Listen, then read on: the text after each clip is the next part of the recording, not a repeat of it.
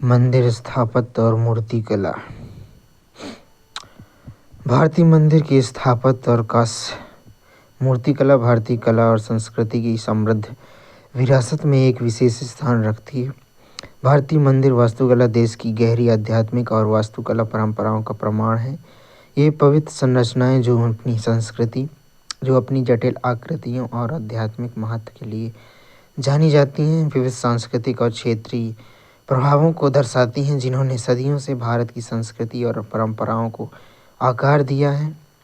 इसी के साथ काष्ठ मूर्तिकला जटिल और सजीव मूर्तियों को गढ़ने में भारतीय कारीगरों के असाधारण कौशल को प्रदर्शित करती है, जो प्रायः देवी देवताओं, किंवदंतियों और पौराणिक कहानियों को दर्शाता है। लुप्तमोम तकनीकी का उपयोग करके बनाई गई ये मूर्तियाँ अपनी कलात्मक कुशलता और धार्मिक प्रतीकवाद के लिए प्रसिद्ध हैं। इस अध्याय में हम इन कला रूपों का सुंदरता और महत्व का विश्लेषण करेंगे, इसके इतिहास, उनके ऐतिहासिक विकास, सांस्कृतिक महत्व और आधुनिक विश्व में स्थायी विरासत का प्रकाश डालेंगे। प्राचीन मंदिर। जहाँ एक और स्तूप और उनका निर्माण कार्य जारी रहा, वहीं दूसरी ओर सनातन हिंदू मंदिर के और देवी देवताओं की प्रतिमाएं भी बनने लगी। अक्सर मंदिरों को संबंधित देवी देवताओं की मूर्तियों से सजाया जाता था। पुराणों में उल्लेखित कथाओं सनातन धर्म की आख्यान प्रस्तुति का हिस्सा बन गई। प्रत्येक मंदिर में एक प्रधान या अधिष्ठ देवता की प्रतिमा होती थी। मंदिरों के पूजा गृह 3 प्रकार के होते थे। संधर किस्म, जिसमें प्रदक्षिणा पथ होता था। निरंतर किस्म, जिसमें प्रदक्षिणा पथ नहीं होता था। सर्वतोभद्र, जिसमें सब तरह से प्रवेश द्वार किया जा सकता था। कुछ महत्वपूर्ण मंदिर उत्तर प्रदेश के देवगढ़, मध्य प्रदेश के एरान व नचना कुठार और विदिशा के उदयगिरी में देखे जा सकते हैं। ये मंदिर साधारण श्रेणी के हैं, जिनमें बरामदा, बड़ा कक्ष या मंडप और पीछे पूजा गृह है। हिंदू मंदिर का मूल रूप की बात करें तो इसमें गर्भगृह होता है। गर्भगृह जो प्रारंभिक मंदिरों में एक छोटा सा प्रकोष्ठ होता है, जिसमें प्रवेश के लिए एक छोटा सा द्वार होता है, लेकिन समय के साथ यह प्रकोष्ठ का आकार बढ़ता गया। गर्भगृह में मंदिर के प्रमुख अधिष्ठा देवता की मूर्ति स्थापित की जाती है और यही अधिकांश मूर्ति पूजा या धार्मिक क्रियाओं का केंद्र बिंदु होता है। मंडप, प्रवेश द्वार। मंडप अर्थात मंदिर का प्रवेश द्वार जो अत्यधिक विशाल होता है। बरामदा या स्तंभ युक्त हाल बड़ी संख्या में बढ़ सकते हैं, भक्तों को बैठने के स्थान के रूप में कार्य करते हैं। वास्तुशिल्पी तत्व। पूर्वोत्तर काल में स्वतंत्र मंदिरों में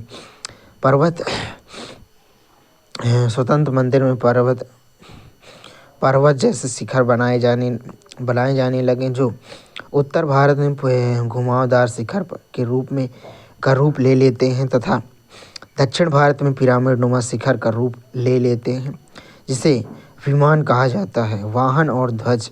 गर्भगृह के सामने अक्षीय रूप में स्थित वाहन, जो मंदिर के अधिष्ठा देवता की सवारी या प्रतिनिधित्व करता है, जिसके पास एक मानक स्तंभ या ध्वज होता है।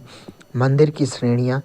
नागर उत्तर में और द्रविड़ दक्षिण में। मंदिरों के अलग अलग क्रम व्यवस्थित है। उत्तर भारत में शैली नागर शैली, दक्षिण भारत में द्रविड़ शैली। ये वास्तुकला विशेषता और शिखर आकृतियों से भिन्न है, जिसके बारे में हम अध्ययन करेंगे। बेसर शैली। कुछ विद्वानों के मतानुसार बेसर शैली एक स्वतंत्र शैली है, जो नागर और द्रविड़ दोनों शैलियों की कुछ चुनी हुई विशेषताओं का मिश्रण पाया है।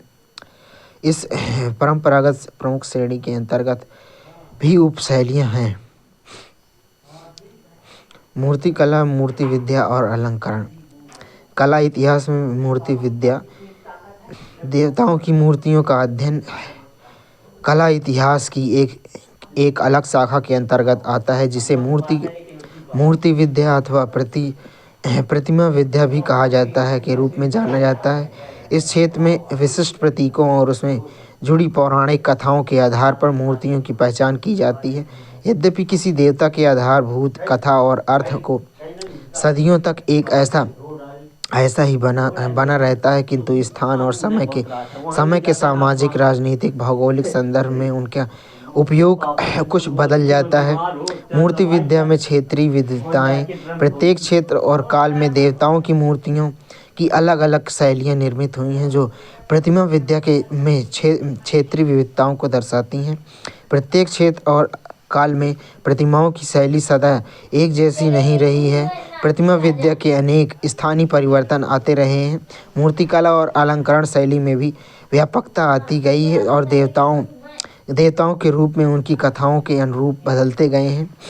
मंदिरों में रणनीतिक स्थान, मंदिर में देवताओं की प्रतिमाओं के स्थान की योजना बहुत बहुत सूझबूझ के साथ बनाई जाती रही। उदाहरण के लिए नागर के मंदिरों में गंगा, यमुना जैसी नदी देवियों की गर्भ में प्रवेश द्वार के पास रखा जाता है, जबकि द्रविड़ मंदिरों में द्वारपाल को आमतौर पर मंदिर के द्वार यानी कि गोपुरम पर रखा जाता था।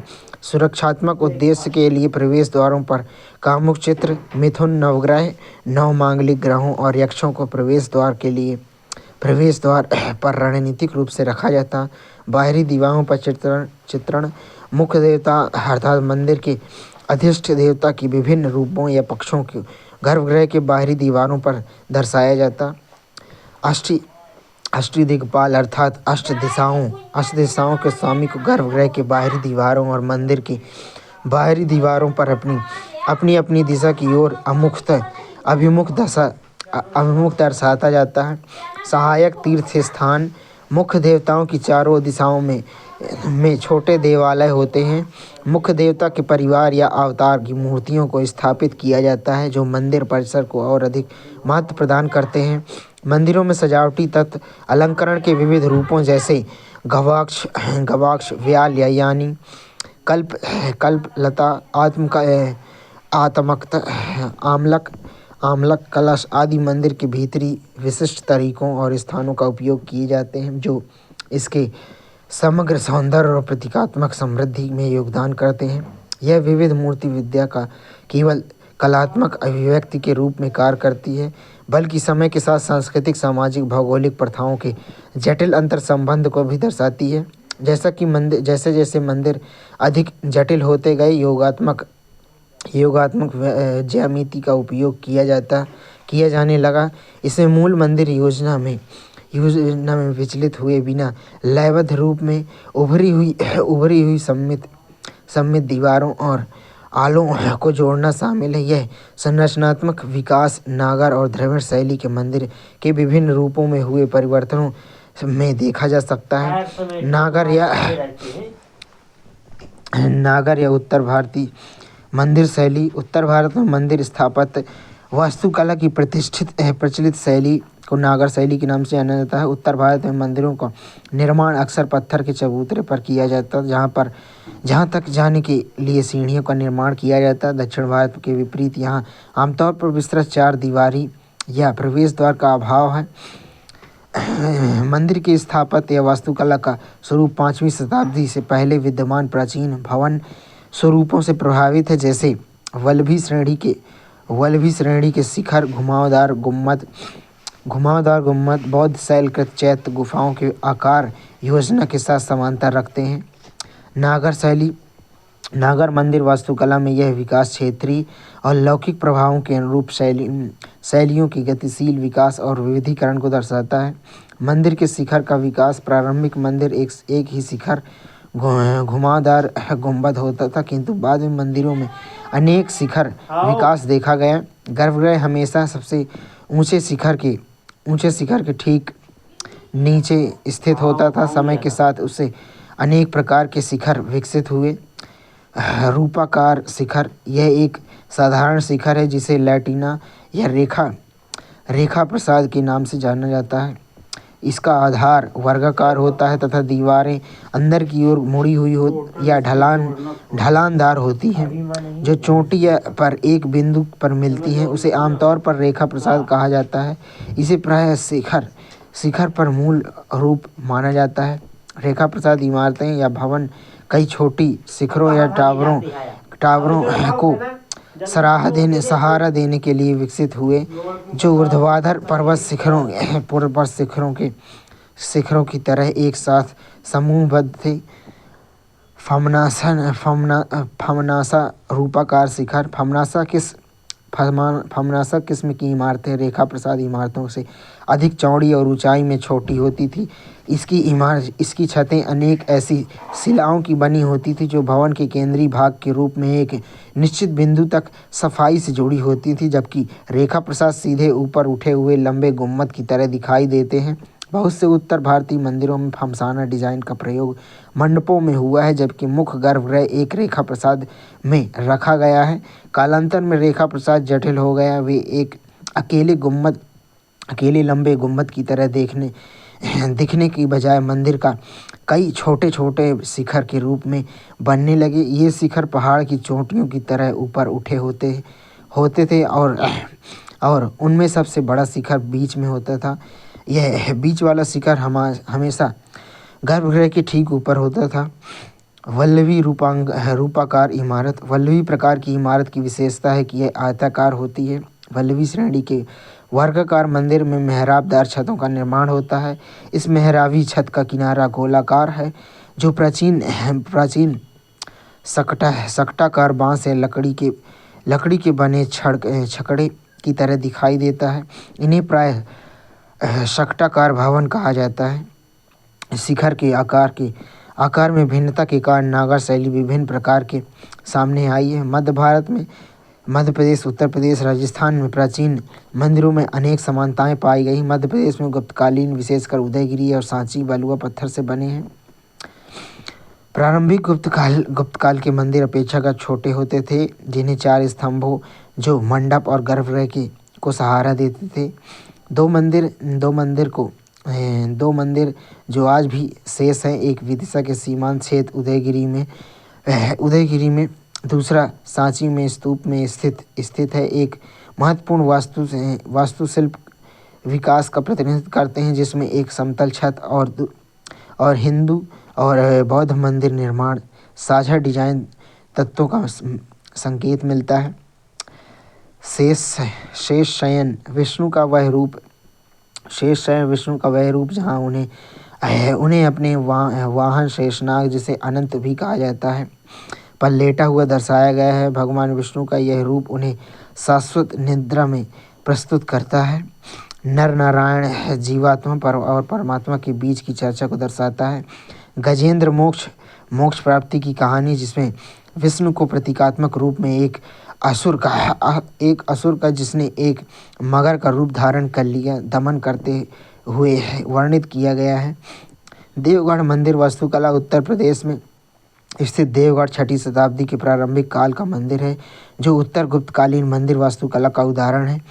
वक्री शिखर, घुमावदार लैटिन या रेखा प्रकार वाला शिखर शास्त्रीय नागर शैली का प्रारंभिक उदाहरण दर्शाता है। पश्चिमाभिमुख इस मंदिर के भव्य द्वार के बाएं कोने पर गंगा और दाएं कोने पर यमुना का चित्रण हुआ है। इसमें विष्णु के अनेक रूप प्रस्तुत किए हैं, जिसके कारण लोगों का यह मानना है कि इनके चारों ओर उपदेवताओं में भी विष्णु के अवतारों की मूर्तियां ही स्थापित थीं। इसलिए लोग इनमें भ्रमवश दशावतार मंदिर समझने लगे। लेकिन वास्तुकला तो यह है कि हम नहीं जानते कि ये चारों देवताएं मूल रूप में किन किन देवताओं को समर्पित हैं। मंदिर की दीवारों पर विष्णु की तीन उद्धतियाँ उभरी आकृति, दक्षिण दीवार पर शेष शयन, पूर्वी दीवार पर नारायण और पश्चिमी दीवार पर गजेंद्र मोक्ष का दृश्य चित्रित है। इन उद्धतियों की स्थिति में यह पता चला है कि इस मंदिर में परिक्रमा दक्षिण में पश्चिम की ओर जाती थी, जबकि आजकल प्रदक्षिणा दक्षिणावर्त की जाती है। एक बात और भी है, मंदिर पश्चिमाभिमुख है, जैसा कि बहुत कम देखने को मिलता है। अधिकांश मंदिर का मुख पूर्व या उत्तर की ओर होता है। खजुराहो मंदिर का विकास कालांतर में अनेक छोटे छोटे आकार के मंदिर बनाए गए। वैष्णव के रूप में अगर हम चंदेल राजाओं द्वारा निर्मित खजुराहो मंदिर का अध्ययन करें तो देवगढ़ के मंदिर के उदाहरण 400 वर्ष बाद 10वीं शताब्दी में बनाए गए तो हम पाएंगे कि मंदिर वास्तुकला की नागर शैली का रूप में नाटकीय रूप से कितना अधिक विकास हो गया। खजुराहो का लक्ष्मण मंदिर विष्णु को समर्पित है। यह मंदिर चंदेल वंशी राजा धंग द्वारा 954 ईस्वी में बनाया गया। नागर शैली में निर्मित यह मंदिर एक ऊंची वेदी प्लेटफॉर्म पर स्थित है तथा उस तक पहुंचने के लिए सीढ़ियां बनी हुई हैं। इसके कोनों के चार छोटे देवालय बने हैं। उनके गगनचुंबी शिखर पिरामिड की तरह सीधे आकार में खड़े हुए उनके उदग्र उठान को प्रदर्शित कर रहे हैं। इस काल के सभी मंदिरों के शिखर के अंत में एक नालीदार चक्रिका तस्तरी है जिसे आमलक कहा जाता है और उस पर एक कलश स्थापित है। ये सभी विशेषताएं इस काल में नागर मंदिरों में सर्वत्र पाई जाती हैं। मंदिर में आगे निकले हुए बारजे और बरामदे हैं। इस प्रकार यह मंदिर देवगढ़ के मंदिर में बहुत ही भिन्न किस्म का है। खजुराहो की मूर्ति कला शैली। खजुराहो स्थित कंदरिया महादेव का मंदिर का निर्माण मंदिर स्थापत्य शैली की पराकाष्ठा है। हम विशाल मंदिर के स्थापत्य मूर्ति कला में मध्यकालीन भारतीय मंदिर निर्माण के वे सभी लक्षण विद्वान हैं जिसके लिए मध्य भारत की स्थापत्य कला की श्रेष्ठता जानी जाती है। खजुराहो की प्रतिमाओं की अपनी एक विशेष शैली है जिसे कुछ विशिष्ट लक्षण हैं और जैसे वे अपने पूरे उभार के साथ वे आसपास के पत्थर में काट कर बनाई गई हैं। उनकी नाक तीखी, ठुड्डी बढ़ी हुई है, आंखें लंबी और मोड़े लंबी मुड़ी हुई हैं। खजुराहो के मंदिर अपनी कामोद्दीप या श्रृंगार प्रधान प्रतिमाओं के लिए भी बहुत प्रसिद्ध हैं। इनमें श्रृंगार रस के उतना ही महत्व दिया गया है जितना मानव की आध्यात्मिक खोज को और इसे पूर्व ब्रह्म का ही एक महत्वपूर्ण अंश माना जाता था। इसलिए अनेक हिंदू मंदिरों में आलिंगनबद्ध मिथुन को शुभ बनाकर अपनी मूर्तियां स्थापित की हुई हैं।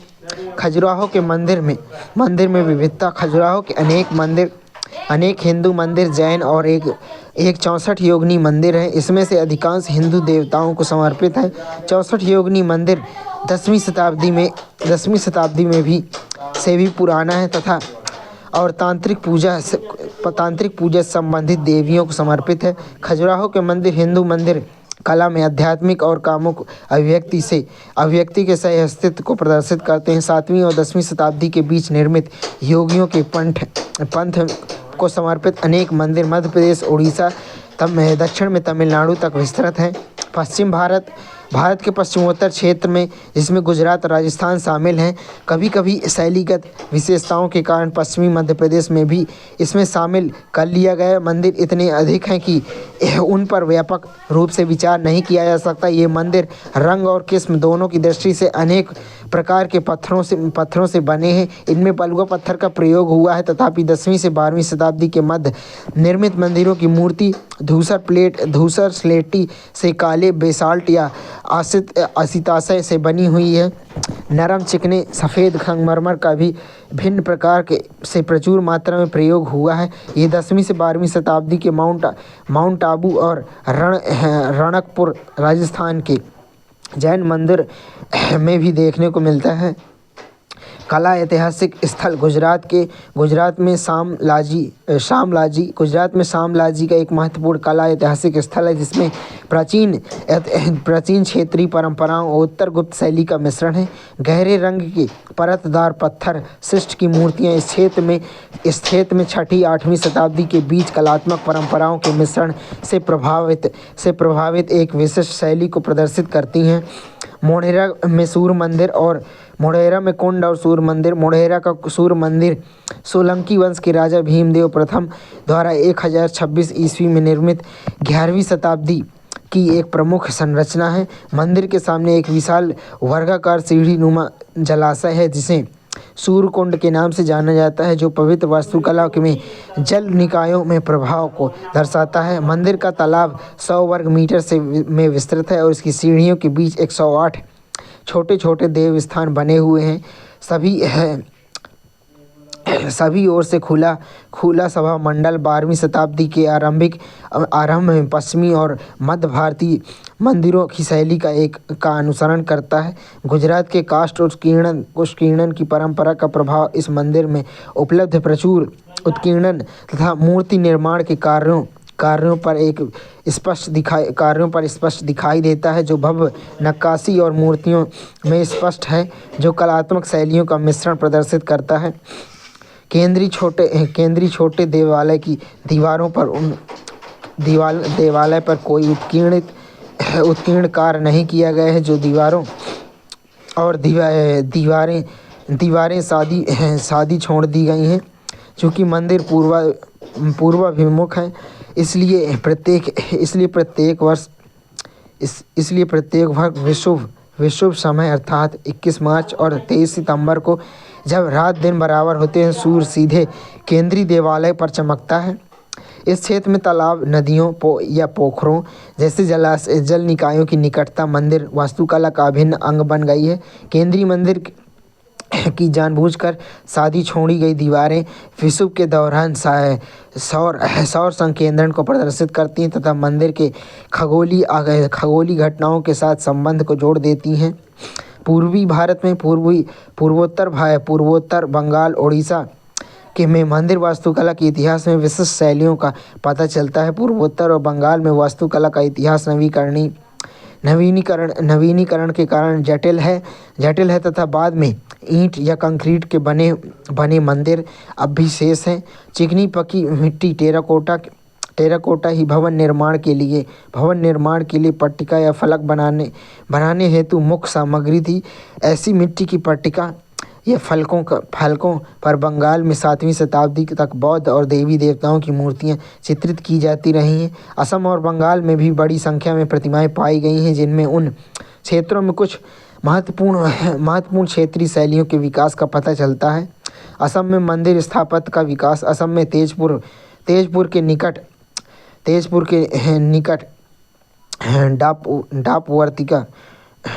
डापवर्तिका में प्राप्त 6ठी शताब्दी की नक्काशीदार 64 के इस क्षेत्र में गुप्तकालीन शैली में आगमन का पता चलता है। गुप्तोत्तरकालीन शैली इस क्षेत्र में 10वीं शताब्दी तक विद्यमान रही, किंतु 12वीं से 14वीं शताब्दी के बीच असम में एक अलग क्षेत्रीय शैली विकसित हो गई। उत्तरी बर्मा में जब असम में टाई लोगों का आगमन हुआ तो उनकी शैली बंगाल के प्रमुख पाल शैली में मिल गई। उनके मिश्रण में यह नई शैली का विकास हुआ, जिसे अहोम शैली के नाम से जाना जाने लगा। अहोम शैली गुवाहाटी में 17वीं शताब्दी में देवी कामाख्या को समर्पित एक शक्तिपीठ के रूप में दिखाई देता है। बंगाल में मंदिर स्थापत्य का विकास बंगाल की मंदिर शैलियाँ पाल शैली 9वीं से 11वीं शताब्दी से लेकर सेन शैली 11वीं से 13वीं शताब्दी तक भिन्न है। बौद्ध मठ स्थलों के संरक्षक पाल शासकों ने मंदिरों के स्थानीय वंग शैली को प्रभावित किया, जैसे कि बराबर में सिद्धेश्वर महादेव मंदिर, जो बाद में शताब्दियों में ऊंचे रूपों में विकसित हुआ। एक ऐतिहासिक आमलक से सुसज्जित इस एक ऊंचे घुमावदार शिखर की विशेषता यह उड़ीसा के समकालीन मंदिरों के साथ समानताएं साझा करता है। टेराकोटा ईंट मंदिर बंगाल में स्थानीय परंपराओं और इस्लामी वास्तुकला से प्रभावित होकर 17वीं शताब्दी में कला का प्रचलन बढ़ा। पुरुलिया जिले के तेलकुपी में जलमग्न हुई मंदिर उत्तर भारत में प्रचलित नागर उपशैलियों की स्थापत्य शैली को प्रदर्शित करते हैं। इन मंदिर के काले तथा घूमर रंग के बेसाल्ट और क्लोराइड पत्थर से बने स्तंभों तथा मेहराबी ताकों ने गौर और पांडुआ में स्थित भवनों को भी प्रारंभिक बंगाल सल्तनत के समय के हैं बहुत प्रभावित किया है। बंगाल के अनेक स्थानीय भवन निर्माण की परंपराओं ने भी उस क्षेत्र की मंदिर शैली को प्रभावित किया है। इस स्थानीय परंपराओं में सबसे अधिक महत्वपूर्ण बंगाल झोपड़ी की 20 बनी छत का एक और ढलान या उसकी मुड़ी हुई शक्ल है। इस लक्षण या विशेषता को आगे चलकर मुगल कालीन इमारतों में भी अलग किया गया है। ऐसी छत को संपूर्ण उत्तर भारत में बंगला छत कहा गया है। मुगल काल में और उनके बाद पकी मिट्टी टेराकोटा की ईंटों से 20वीं मंदिर बंगाल और आज के बांग्लादेश में बनाए गए हैं। इसकी शैली में बांस की झोपड़ियों में प्रयुक्त स्थानीय निर्माण तकनीकों के तत्व तो शामिल थे ही साथ ही पाल शैली से बचे खुचे पुराने रूपों और मस्जिद वास्तुकला के मेहराबों और गुंबदों के रूपों में भी उनमें शामिल कर लिया गया है। इस शैली